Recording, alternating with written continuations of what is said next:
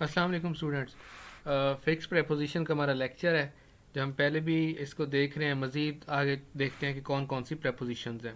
चलें स्टार्ट करते हैं। हमारी जो फर्स्ट वन है, mister Salman is well known dash his benevolence. Benevolence का मतलब होता है काइंडनेस, ठीक है। मतलब वो ना अपनी रहमदिली के लिए पहचाना जाता है। मैं इसको लिख लूँ फिर बताता हूँ। काइंडनेस, कि जो मिस्टर सलमान है वो अपनी रहमदिली के लिए या अपनी काइंडनेस के लिए, अपनी बेनोवेलेंस के लिए मशहूर है। अब यहाँ पे क्वेश्चन ये है कि आप प्रेपोजिशन कौन सी यूज़ करोगे। वेल नोन फॉर हिज होगा, टू हिज होगा, एट हिज होगा, क्या यूज़ करोगे। तो पहले थोड़ा सा कॉन्सेप्ट देख लेते हैं। देखें, जो नोन है ना, नोन, ये दो तीन तरह से आप इसको यूज़ करते हो। एक नॉन टू होता है, एक नॉन फोर फोर होता है, एक होता है नॉन बाय। ठीक है जी। अब इन तीनों को हम देख लेते हैं। नॉन टू का मतलब होता है कि जब आप किसी शख्स की वजह से जाने जाते हो या पहचाने जाते हो। ठीक है। वैसे मैं एक फ़िक्रा लिखता हूँ, he is known to me. He is known to me क्या मतलब हुआ कि वो मेरे ज़रिए जाना जाता है किसी शख्स की वजह से। ठीक है। नॉन फोर का मतलब होता है कि जब आप किसी क्वालिटी की वजह से जाने जाते हो। किसकी वजह से? क्वालिटी की वजह से। मसलन ही is non for his honesty. He is non for his honesty. तो यहाँ पे आप क्वालिटी की वजह से जाने जा रहे हो कि वो अपनी ईमानदारी की वजह से जाना जाता है। नॉन बाय का मतलब होता है पहचानना। मतलब एक बंदे को हम कहते हैं ना कि इसकी पहचान क्या है, तो इसकी फ़िक्र समझाता हूँ। He is known by the company he keeps. He is known by the company he keeps. अब आपको समझ आ गया। अब ये देखें, जो मिस्टर सलमान है वो अपनी रहमदिली की वजह से पहचाना जाता है। रहमदिली कोई किसी शख्स का नाम है? नहीं, ये भी नहीं है। क्या रहमदिली कोई कंपनी है? नहीं, ये भी नहीं है। रहमदिली क्या है? रहमदिली उसकी जो है खासियत है।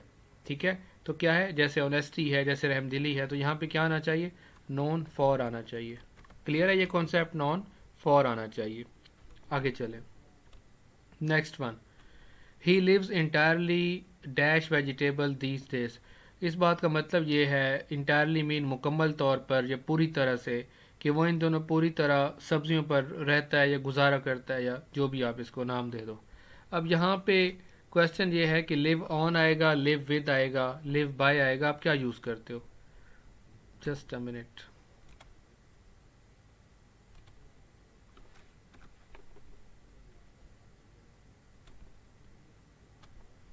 इसको हम यहाँ पे करते हैं जी। अच्छा, अब इसको देख लेते हैं। देखें, एक होता है लिव ऑन, ठीक है, या इसको आप कह सकते हो फीड ऑन। एक होता है जी लिव बाय, लिव बाय, ठीक है। लिव ऑन का मतलब होता है जब आप किसी खाने वगैरह के सहारे पे रहते हो, मतलब खाने की वजह से ज़िंदा रह रहे हो। खाना खाओगे तो आपकी ज़िंदगी गुजरेगी, तो लिव ऑन या फीड ऑन बोलते हो।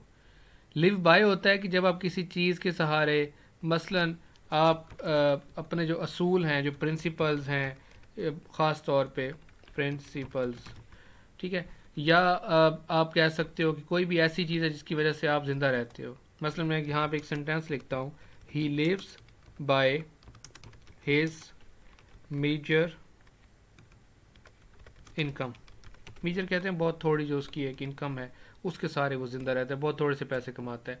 तो अब यहाँ पे किसके सहारे ज़िंदा रह रहा है? यहाँ पे आप लिव बाय क्यों लगा रहे हो? क्योंकि किसी चीज़ के सहारे, यहाँ पे खाने का जिक्र नहीं है। लेकिन अगर आप इस सेंटेंस में देखो तो यहाँ पे किस चीज़ का जिक्र है? वेजिटेबल्स, सब्जियों का जिक्र है, खाने का जिक्र है। तो लिव ऑन आएगा या लिव बाय आएगा? यहाँ पे लिव ऑन आएगा। ठीक हो गया। यहाँ पे आप लिव ऑन यूज़ करते हो।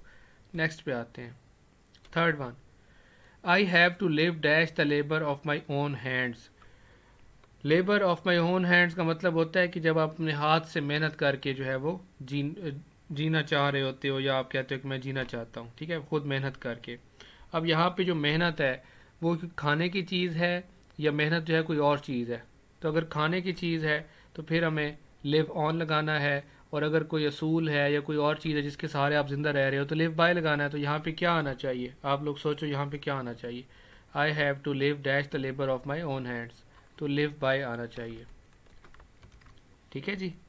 अच्छा, नेक्स्ट पे आ जाते हैं। You should listen dash my advice. Advice मशवरे को कहते हैं, लिसन सुनने को कहते हैं।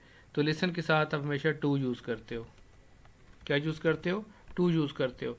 लेकिन एक चीज़ और याद रखिएगा कि आप ठहरे यहीं पे ऐड करता हूँ मैं। जो हेयर है ना, ये भी सुनना ही होता है, इसका मानी भी सुनना। इसके साथ जो है वो कोई प्रेपोजिशन नहीं आती। हेयर के साथ कोई प्रेपोजिशन आप यूज़ नहीं करते हो। ओके हो गया। Next, I hold you liable dash the murder. Liable कहते हैं जिम्मेदार ठहराना, ठीक है। होल्ड यू लायबल का मतलब होता है जिम्मेदार, और मर्डर कहते हैं कत्ल को। अब इसको ज़रा देख लेते हैं कि लायबल को आप किस तरह से यूज़ करते हो। देखें, एक होता है लायबल फॉर, एक होता है लायबल टू, ठीक है। लायबल फॉर का मतलब होता है रिस्पॉन्सिबल, रिस्पॉन्सिबल फॉर, ठीक है। और लायबल टू का मतलब होता है एलिजिबल, या फिर आप कह सकते हो डिज़र्व करने वाला, जो डिज़र्व करता है। मसलन मैं एक फ़िक्रा लिखता हूँ यहाँ पे, यू आर लायबल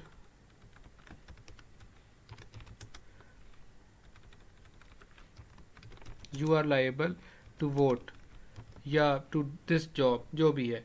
तो यहाँ पे एलिजिबल का सेंस है। जब एलिजिबल का सेंस है तो टू यूज़ करोगे, जब जिम्मेदारी का है तो फॉर यूज़ करते हो। I hold you liable dash a murder.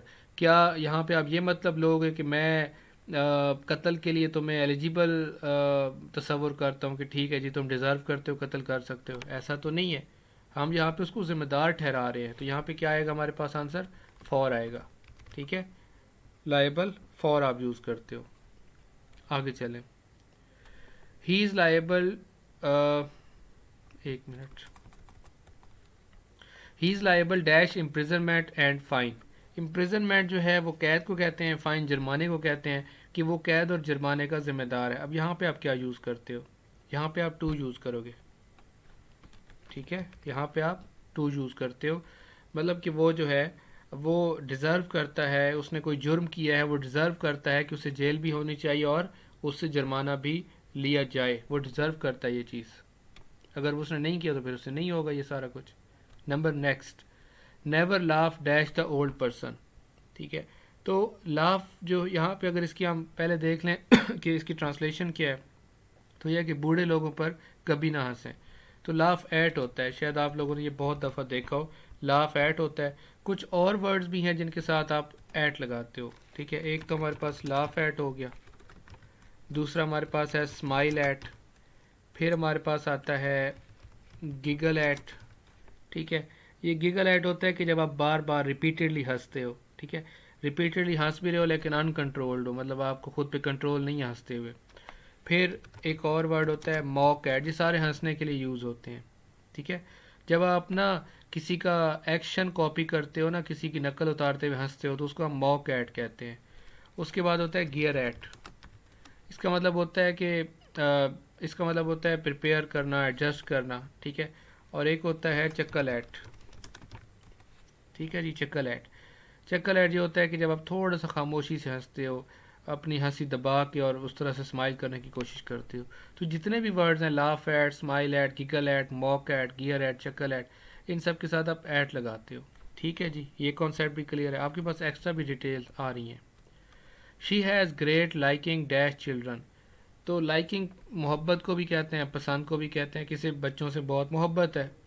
अब यहाँ पे आप जो लाइकिंग है इसके साथ फॉर यूज़ करते हो, लाइकिंग फॉर। कुछ और चीज़ देख लेते हैं।